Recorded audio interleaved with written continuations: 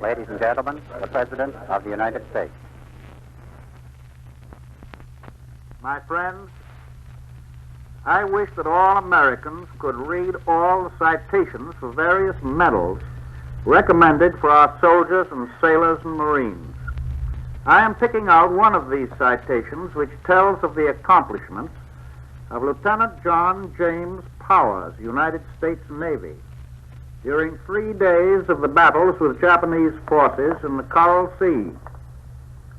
During the first 2 days, Lieutenant Powers, flying a dive bomber in the face of blasting enemy anti-aircraft fire, demolished one large enemy gunboat, put another gunboat out of commission, severely damaged an aircraft tender and a 20,000-ton transport, and scored a direct hit on an aircraft carrier which burst into flames and sank soon after.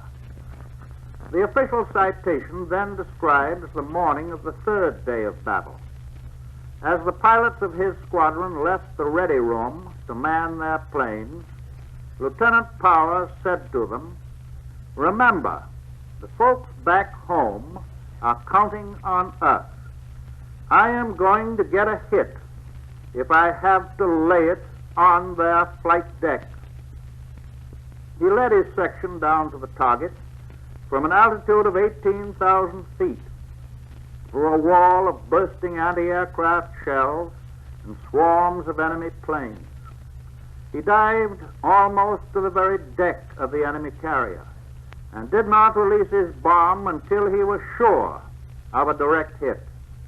He was last seen attempting recovery from his dive at the extremely low altitude of 200 feet amid a terrific barrage of shell and bomb fragments and smoke and flame and debris from the stricken vessel. His own plane was destroyed by the explosion of his own bomb. But he had made good his promise to lay it on the flight deck. I have received a recommendation from the Secretary of the Navy that Lieutenant John James Powers of New York City, missing in action, be awarded the Medal of Honor. I hereby and now make this award. You and I are the folks back home for whose protection Lieutenant Powers fought and repeatedly risked his life. He said that we counted on him and his men. We did not count in vain. But have not those men a right to be counting on us? How are we playing our part back home in winning this war? The answer is that we are not doing enough. Today I sent a message to the Congress pointing out the overwhelming urgency of the serious domestic economic crisis in which we are threatened. Some call it inflation, which is a vague sort of term, and others call it a rise in the cost of living, which is much more easily understood by most families. That phrase, the cost of living, means essentially what a dollar can buy. From January 1st, 1941 to May of this year, nearly a year and a half, the cost of living went up about 15%. And at that point, last May, we undertook to freeze the cost of living. But we could not do a complete job of it, because the congressional authority at the time exempted a large part of farm products used for food and for making clothing. Although several weeks before, I had asked the Congress for legislation to stabilize all farm prices. At that time, I had told the Congress that there were 7 elements in our national economy, all of which had to be controlled, and that if any one essential element remained exempt, the cost of living could not be held down. On only 2 of these points, both of them vital, however, did I call for congressional action. These two vital points were, first, taxation, and second, the stabilization of all farm prices at parity. Parity is a standard for the maintenance of good farm prices. It was established as our national policy way back in 1933. It means that the farmer and the city worker are on the same relative ratio with each other in purchasing power as they were during a period some 30 years before, at a time when the farmer had a satisfactory purchasing power. 100% of parity, therefore, has been accepted by farmers as the fair standard for the prices they receive. Last January, however, the Congress passed a law forbidding ceilings on farm prices below 110% of parity on some commodities, and on other commodities the ceiling was even higher, so that the average possible ceiling is now about 116% of parity for agricultural products as a whole. This act of favoritism for one particular group in the community increased the cost of food to everybody, not only to the workers in the city or in the munitions plants and their families, but also to the families of the farmers themselves. Since last May, ceilings have been set on nearly all commodities, rent, services, except the exempted farm products. Installment buying, for example, has been effectually stabilized and controlled. Wages in certain key industries have been stabilized on the basis of the present cost of living. But it is obvious to all of us that if the cost of food continues to go up, as it is doing at present, the wage earner, particularly in the lower brackets, will have a right to an increase in his wages. I think that would be essential justice and a practical necessity.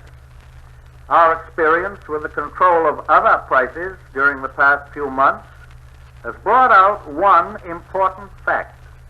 The rising cost of living can be controlled, providing that all elements making up the cost of living are controlled at the same time. I think that also is an essential justice and a practical necessity. We know that parity prices for farm products not now controlled will not put up the cost of living more than a very small amount. But we also know that if we must go up to an average of 116% of parity for food and other farm products, which is necessary at present under the Emergency Price Control Act, before we can control all farm prices, the cost of living will get well out of hand. We are face to face with this danger today. Let us meet it and remove it. I realize that it may seem to you to be overstressing these economic problems at a time like this, when we're all deeply concerned about the news from far distant fields of battle. But I give you the solemn assurance that failure to solve this problem here at home and to solve it now will make more difficult the winning of this war. If the vicious spiral of inflation ever gets underway, the whole economic system will stagger. Prices and wages will go up so rapidly that the entire production program will be in danger. The cost of the war, paid by taxpayers, will jump beyond all present calculations. It will mean an uncontrollable rise in prices and in wages, which can result in raising the overall cost of living as high as another 20% soon. That would mean that the purchasing power of every dollar that you have in your pay envelope or in the bank, or included in your insurance policy, or your pension would be reduced to about 80 cents worth. I need not tell you that this would have a demoralizing effect on our people, soldiers and civilians alike. Overall stabilization of prices and salaries and wages and profits is necessary to the continued increasing production of planes and tanks and ships and guns. In my message to Congress today, I have said that this must be done quickly. If we wait for 2 or 3 or 4 or 6 months, it may well be too late. I have told the Congress that the administration cannot hold the actual cost of food and clothing down to the present level beyond October 1st. Therefore, I have asked the Congress to pass legislation under which the President would be specifically authorized to stabilize the cost of living, including the price of all farm commodities. The purpose should be to hold farm prices at parity or at levels of a recent date, whichever is higher. The purpose should also be to keep wages at a point stabilized with today's cost of living. Both must be regulated at the same time, and neither one of them can or should be regulated without the other. At the same time that farm prices are stabilized, I will stabilize wages. That is plain justice and plain common sense. And so I have asked the Congress to take this action by the 1st of October. We must now act with the dispatch which the stern necessities of war require. I have told the Congress that inaction on their part by that date will leave me with an inescapable responsibility, a responsibility to the people of this country, to see to it that the war effort is no longer imperiled by the threat of economic chaos. As I said in my message to the Congress, in the event that the Congress should fail to act, and act adequately, I shall accept the responsibility, and I will act. The President has the powers under the Constitution and under congressional acts to take measures necessary to avert a disaster which would interfere with the winning of the war. I have given the most careful and thoughtful consideration to meeting this issue without further reference to the Congress. I have determined, however, on this vital matter to consult with the Congress. There may be those who will say that if the situation is as grave as I have stated it to be, I should use my powers and act now. I can only say that I have approached this problem from every angle, and that I have decided that the course of conduct which I am following in this case is consistent with my sense of responsibility as President in time of war.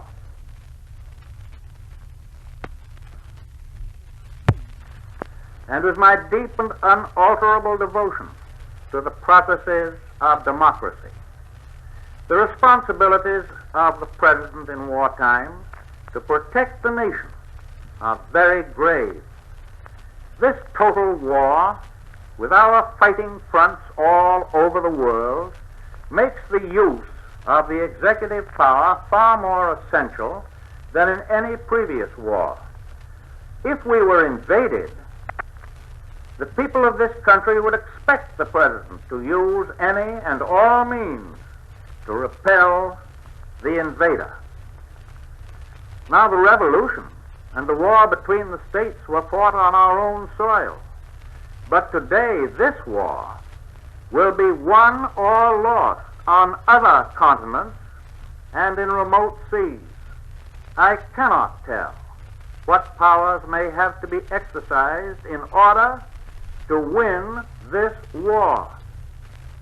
The American people can be sure that I will use my powers with a full sense of responsibility to the Constitution and to my country.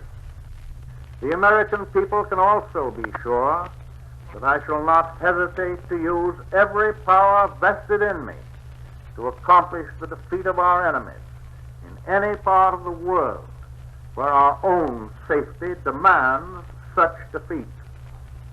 And when the war is won, the powers under which I act will automatically revert to the people of the United States, to the people to whom those powers belong. I think I know the American farmers. I know that they're as wholehearted in their patriotism as any other group. They have suffered from the constant fluctuations of farm prices, occasionally too high, but more often too low. Nobody knows better than farmers the disastrous effects of wartime inflationary booms and post-war deflationary panics. So I have also suggested today that the Congress make our agricultural economy more stable. I have recommended that in addition to putting ceilings on all farm products now, we also place a definite floor under those prices for a period beginning now, continuing through the war, and for as long as necessary after the war. In this way, we will be able to avoid the collapse of farm prices that happened after the last war. The farmers must be assured of a fair minimum price during the readjustment period, which will follow the great excessive world food demands that now prevail. We must have some floor under farm prices, as we must have under wages, if we are to avoid the dangers of a post-war inflation on the one hand, or the catastrophe of a crash in farm prices and wages on the other.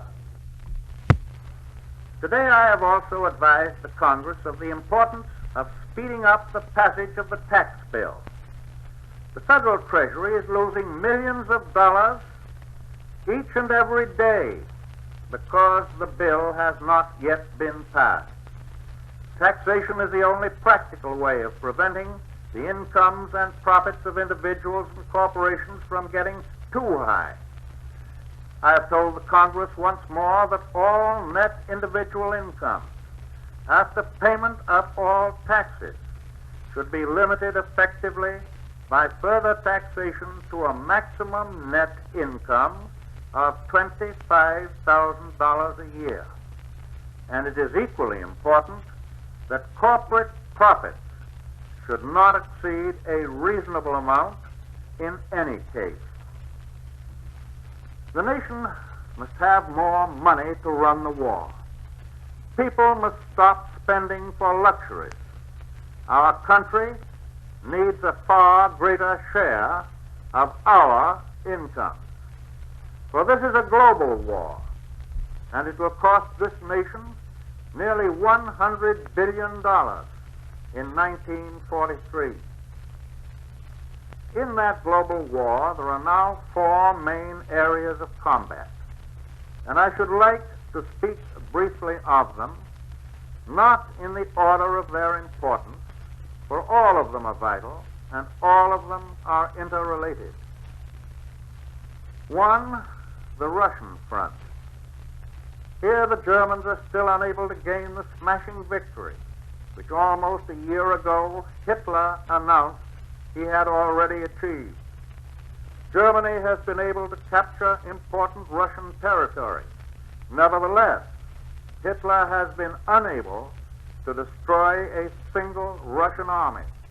And this, you may be sure, has been and still is his main objective.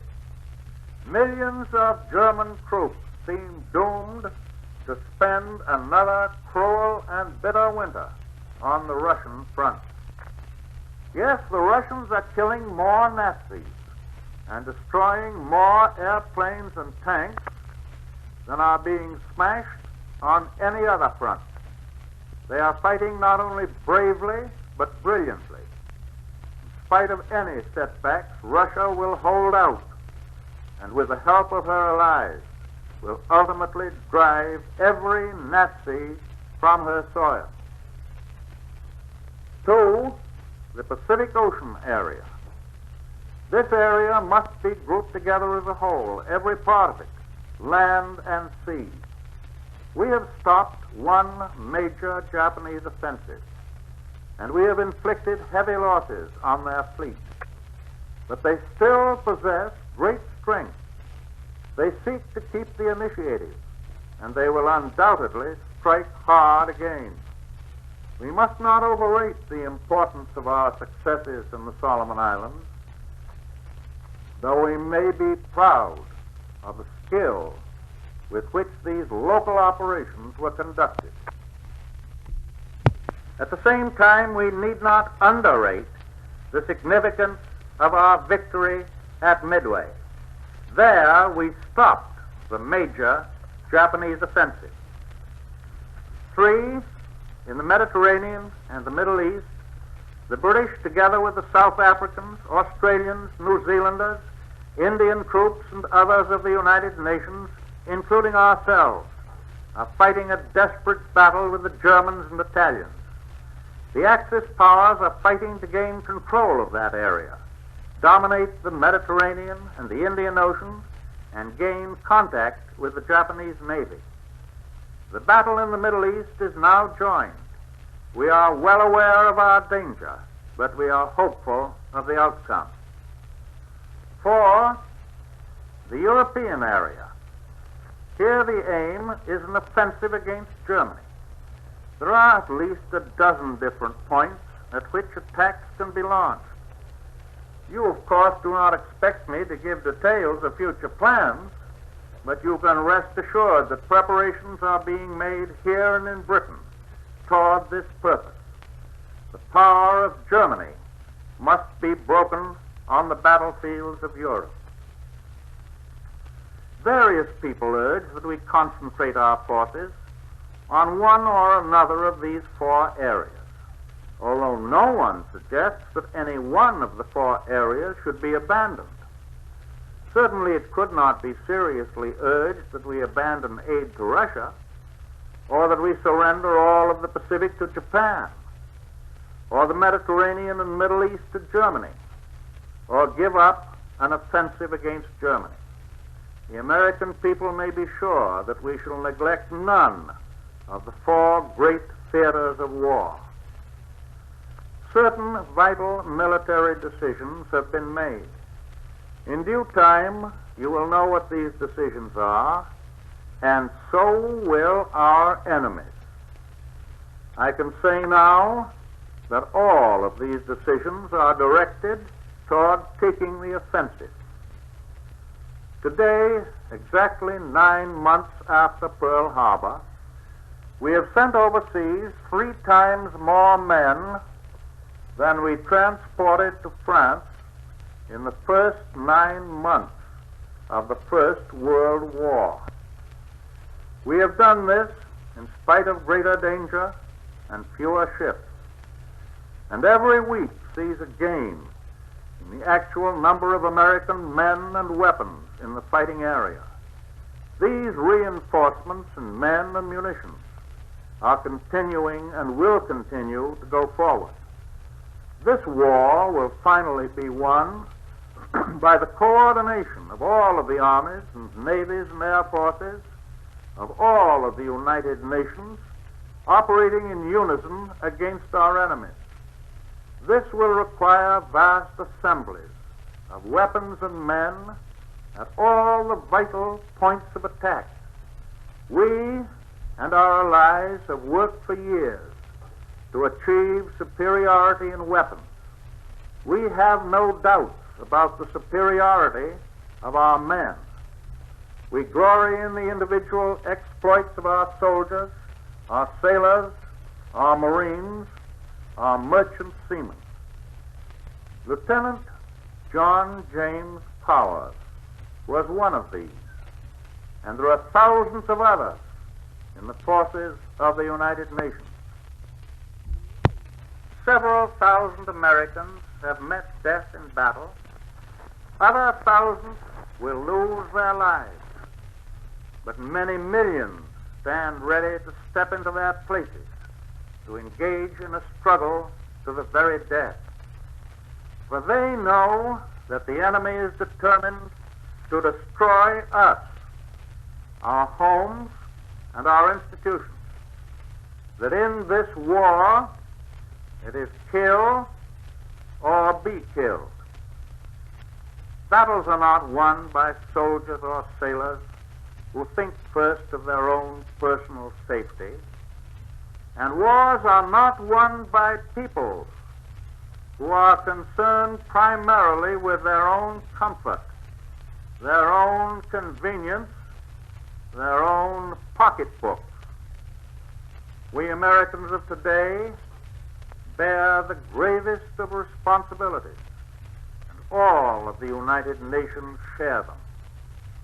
All of us here at home are being tested for our fortitude, for our selfless devotion to our country and to our cause. This is the toughest war of all time.